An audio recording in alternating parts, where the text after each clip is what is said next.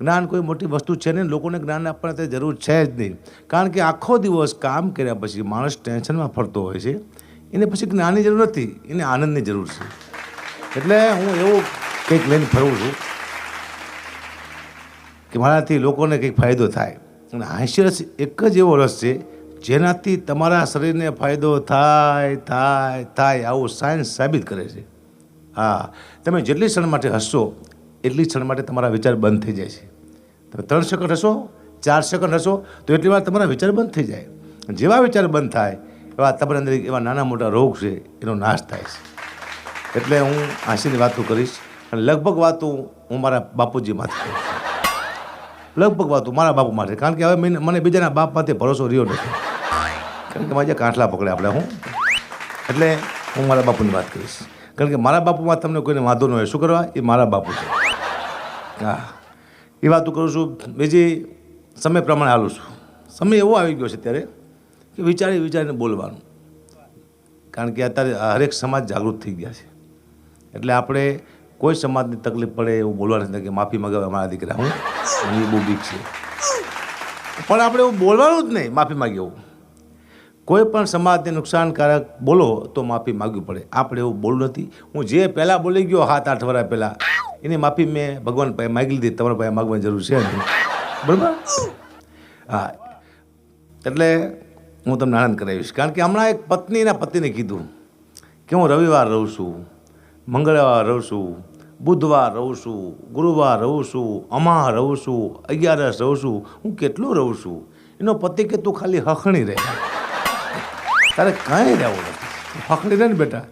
એટલે પતિજી, આ દુનિયામાં આપણે હખણા રહે ને સાહેબ, તો પછી કોઈ વસ્તુ રહેવાની જરૂર છે નહીં અને કોઈને કંઈ કહેવાની જરૂર છે નહીં. હખણા રહી જાઓ, બરાબર? હું લાગુ છું આતંકવાદી જો આગળ કે જાણે 50-60 ખૂન કરીને આવ્યો છું, પણ હું બહુ સારો માણસ છું. તમે નજીક આવો ને, અત્યારે નહીં પણ પછી આવજો બધાએ મળવા મને. નજીકથી બહુ સારો માણસ છું. કારણ કે હું પહેલાં ફેસબુક બહુ વાપરતો હતો, હવે એવું ન વાપરતો. એમાં શું છે, મારા 1,00,000 ચાહક હોય ને તો મારા 200 વિરોધી પણ હોય, તો સારી ને ખરાબ 2 કોમેન્ટ આવે એમાં. એટલે મને શોખ કે મારા વિડીયો મૂકીને મારી કોમેન્ટ જોતો હોય, તો એમાં હું જોઉં ને તો આવે નીચે લખેલું કે વાહ અકાભા. હું ખુશાલ થઈ જાઉં. વાહ, કોને લખ્યું? વાહ ચારણ, વાહ હવજ, વાહ ગઢવી. ત્યાં નીચે આવે શું હાલી નીકળો શું. ત્યાં હું મોડો પડી મારો દીકરો આ કોને લખ્યું? અને સાલા એવા ફેક આઈડી વાળા છે, જડતા નથી. પણ સાલા મેં 2-3 ગોતી લીધા. તે મારા હગાવાલા દીકરા, બોલો. મારા મામા દીકરો ગાડી લખતો હતો મારામાં, હું પોતાના જ મળે છે. હા, પછી એમાં પાછા નિશાન આવે છે ફેસબુકમાં. તમે જો સારું લાગે તો આમ નિશાન આવે, આમ સારું, ન મજા આવે તો આમ. મારો આખો વિડીયો જોઈને પછી મારા દીકરા આમ કરે. ના તો તમે શું લેવા જુઓ છો? તમે મજા નથી આવતી. અને આમ કરો તમારા બાપુનું જાય છે શું? મેં તમને કંઈ બગાડ્યું છે? કોઈ તમને ખરાબ બોલ્યો? આ દુનિયામાં તમને આનંદ કરાવું છું, તમે મને સાંભળો છો, તો એકવાર આમ કરો તમારું જાય શું? મારા બાપુ બધું આમ કરી ગયા છે, હવે તમે આમ તો કરો. આમ કરો બાપુ. તમે આમ કરશો ને તો મારે આમ નહીં કરવું પડે તો હાલશે. તમને વિનંતી કે મને આમ ન કરાવશો, આમ કરો. નિશાન છે આ, સરસ, ટોપ, ફર્સ્ટ ક્લાસ. એટલે મારા બાપુજીની વાત એટલા માટે કરું છું કે મારા બાપુજીએ, હું બધાને ખબર છે કે 700 વીઘા જમીન હતી મારી પાસે. મારા બાપુએ તળિયા ઝાટક કરી નાખી. એ વેચવામાં એટલે એક્સપોર્ટ હતા, એ બધું વેચી જ નાખતા. એ તો મરી ગયા ને કે મને વેચી નાખ્યું. એ બહુ સ્પીડમાં વેચી નાખ્યું, કોઈ પણ વસ્તુ વેચી નાખ્યું. હા, મારા મિત્ર છે ભરતદાન ગઢવી, કલાકાર છે. એને મને કીધું, મને કે અગોપા હળવદમાં મારો એક પ્લોટ છે, વેચાતો નથી, આપ એનું કંઈ કરી આપો ને. બધું એક કામ કરે, તું મારા બાપુની બાધા રહે. હે અકાભાના બાપુ ચંદુભા, મારો પ્લોટ વેચી જાય છે. હું તો બધાને કહું છું કે તમારી જમીનનું વેચાતી હોય, તમારો પ્લોટનો વેચાતો હોય, તમારું મકાનનું વેચાતું હોય તો મારા બાપુની બાધા રાખજો. તમે એટલું ખાલી કહેવાનું કે હે અકાભાના બાપુ ચંદુભા, અમારી જમીન, અમારો મકાન કે અમારો પ્લોટ વેચાતો નથી, પણ જો વેચી જાય છે તો 50,000 રૂપિયા તારા પારે મૂકી જઈશું, અને જો તળિયા ઝાટક ન કરી નાખે તો મને યાદ કરજો. નામ નથી મોગલ, નામ ચાલે ભાઈ, ભૂત પ્રેત ભાગી જાય. મારા બાપુનું નામ નહોતું, જમીન ભાગી વહી જાય તમારાથી. અદભુત છે. એટલું વેચ્યું. પછી હમણાં મેં પહેલી વાર આજથી 10 વર્ષ પહેલાં, મારા દાદી જીવતા 10-12 વર્ષ પહેલાં પહેલી વાર મેં મકાન લીધું 50,000. અને વેચવામાં મારા દાદા, મારા બાપુ, મારા દાદી બધાએ અંગૂઠા માર્યા હતા. તો જમીન વેકે ને કરે બધી. પણ મેં 50,000નું મકાન લીધું એટલે મને એમ થયું કે મારા દાદીશ્રીના નામે લઉં. મારા દાદીના નામે લઉં ને કે મારા દીકરાએ કંઈક લીધું એમ. મેં દાદીને કીધું, દાદી આપણે મકાન લીધું છે, આપણે દસ્તાવેજ કરવા જવાનું છે. તો મારા દાદી લઈ ગયો. હવે રજિસ્ટરમાં તમે જાઓ ને તો 2 ખાના આવે. એક વેચવાનું ખાનું એમાં અંગૂઠો મારવાનો હોય અને એક લેવાનું, 2 ખાના આવે. મેં દાદીને કીધું આપણે મકાન લીધો છે, આપણે લીધું છે એમાં અંગૂઠો મારો. તે લીધો તેમાં મારો છે ને તો ખેંચાણો અંગૂઠો તે વેચવામાં મારી દીધો ઓપ્શન. દાદી આપણે લીધું છે, મને કે બેટા મેં વેચવામાં એટલા અંગૂઠા માર્યા ને મારો અંગૂઠો આમ જ ખેંચાય છે. હા, તમને એકવાર ટેવ પડે પછી જાય નહીં. 700 વીઘાની ટેવ પાડી દી સાહેબ. હું અંગૂઠો સોલી ગયો ત્યાં સુધી લોકોએ એમ વેચી છે. પછી ફિંગરપ્રિન્ટ આવતા નહોતા. ફિંગરપ્રિન્ટ વહી ગયા. વિચાર કરો ખાનદાનમાં કેવા માણસો હોય છે. એક ભાઈ મને કે અકુબા તમે આવડા મોટા કલાકાર છો, તમારા બાપુ, તમારા દાદા એ બધા કલાકાર હતા? મેં તો ના, એ બધા સોદાગર હતા. મને કે લે વેચનું કરતા હતા, બધું મારા દીકરા વેચ જ કરતા હતા. બધું લીધું જ નહીં. જય સીતારામ. એટલે મજા જ નહોતી આવતી લેવાની. બોલો તમે જો શ્રાદ્ધ આવે, શ્રાદ્ધ એ શ્રાદ્ધ હજી મારા મગજમાં ઘૂસતા નથી. હમણાં શ્રાદ્ધ ગયા. શ્રાદ્ધમાં કેવું હોય છે, મને હમણાં ઘરેથી કીધું, મને કે તમે દાદાની વાસ નાખી આવો. તો ખીર ને પૂરીને હું ઉપર વાસ નાખવા ગયો. તો મને વિચાર આવ્યો, કીધું સારું મારા દાદા મળી જાય ને 100 વર્ષ થયા, તો હજી મારા દાદા કાગડો જશે, બીજું અવતાર મળ્યો જ નહીં હોય કોઈ. વાસ નાખવા કાગડા જ આવે. તો મારા દાદા હજી કાગડો જશે, કાગડાનું આયુષ્ય હોય કેટલું 3-4 વર્ષનું. તો મારા દાદાએ કેટલા કાગડા થઈને અવતાર લીધો મને એ વિચાર આવ્યો. પાછું મને બીજો વિચાર આવ્યો કે ચલો કાગડો હશે, પણ મેં વાસ નાખીને તો 4-5 કાગડા આવ્યા. તો મારા બાપુ દાદા તો એક જ આવે છે ને બીજા 6-8 લુખા કોણ મને ખબર જ ન પડી. બિચારા બીજા કોણ છે? મારા દાદાને કોઈ ભાઈબંધ નહોતા. આ ઉપર જઈને ક્યારે ભાઈબંધી કરી આવ્યા દાદા મારા. પણ પછી મને એવું લાગ્યું કે આમના બાપે પૂરું જ કર્યું છે એવું ને, કે મારા દાદાના ભાઈબંધ હોય નહીં. એટલે ઝાટકવાળા હતા બધા. વાત જ ન થાય. હું જૂનવાની વાતો અમુક ઘણી કરું છું. અમુક તમને મારા જોક્સ એવા છે કે તમને એવા 2-4 જોક્સ છે જેમાં તમને મેસેજ મળશે. કંઈક હાવ આલતું ફાલતું જોક નહીં હોય ને, મારા જોક્સ મા, બેન, ભાઈ, આખો પરિવાર બેહીને સાંભળ્યો કે એવા જોક્સ છે. કારણ કે હું સંસ્કૃતિને સાચવવા માટે બેઠો છું અને જીટીપીએલ દ્વારા પણ સંસ્કૃતિને સાચવવાનું કામ થઈ રહ્યું છે. અહીંયા સારું બોલતો હોય એને જ અહીંયા બેસવા દઈએ, મને ખબર છે. કારણ કે સંસ્કૃતિને સાચવવા માટે જીટીપીએલ ડાયરાનો કાર્યક્રમ શરૂ થયો છે. એટલે સારી વાતો. આ એક પણ ખરાબ જોક્સ નહીં આવે, એક પણ ખરાબ ભજન ન આવે આ સ્ટેજમાંથી, એક ખરાબ લોકગીત ન આવે. સારી વાતો તમારા બાળકોને, માતાજીને, બહેનોને બધાને આ સારી સલાહ મળે. એટલે આ આશીર્વાદ છે.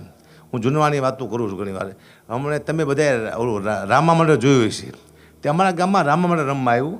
રામા મંડળમાં શું છે, ઓલો ભેરવો હોય ને જાપે તૈયાર થતો હોય. તો અમારા ગામમાં ભેરવો જાપે તૈયાર થતો હતો. ના બાજુ તબલા વાગ્યા કે આવે મારો ભેરવો, આવે મારો ભેરવો, અને ભેરવાથી નીકળ્યો. પણ જાપામાં એક કૂતરી વિહાણેલી ભેરવાને ખબર નહીં કે સાલી જાપામાં એક કૂતરી વિહાણી ને કૂતરી ભાડી જાય ભેરવાને. તે થઈ વાહે તે ભેરવો બેચેલો ગામની બદલે સીમમાં ભાગ્યો અને વહી ગયો તલાવમાં. આટલા પાણીમાં પેલો હાથમાં કાકડો લઈને કે રામ આપીને કહો મને અહીંયા જલ્દી મારી નાખે કે સાલી બારી મને ઓલી કૂતરી મારી નાખશે કીધું. હા બધું વહી ગયું. એટલે હતું નથી. આ સાઉન્ડ જો, આવા સાઉન્ડ પહેલાં નહોતા. અત્યારે સાઉન્ડ હારા આવ્યા છે. જૂના કલાકાર મળી ગયા ને સાઉન્ડના અભાવથી મળી ગયા. અલા ખેંચી ગયા ને કેન્સલ થયા, જ્યાં ગમ કર્યા માર્યા. હવે સાઉન્ડ હારા આવ્યા છે. હવે તમે જોજો 10 વર્ષ જાઓ તો હજી એવા સાઉન્ડ આવશે. તમે એમ કહેશો બોલો અંબે માત કી, તો જે સાઉન્ડ બોલશે તમારે અડધું જ બોલવાનું, અડધું સાઉન્ડ બોલી નાખશે.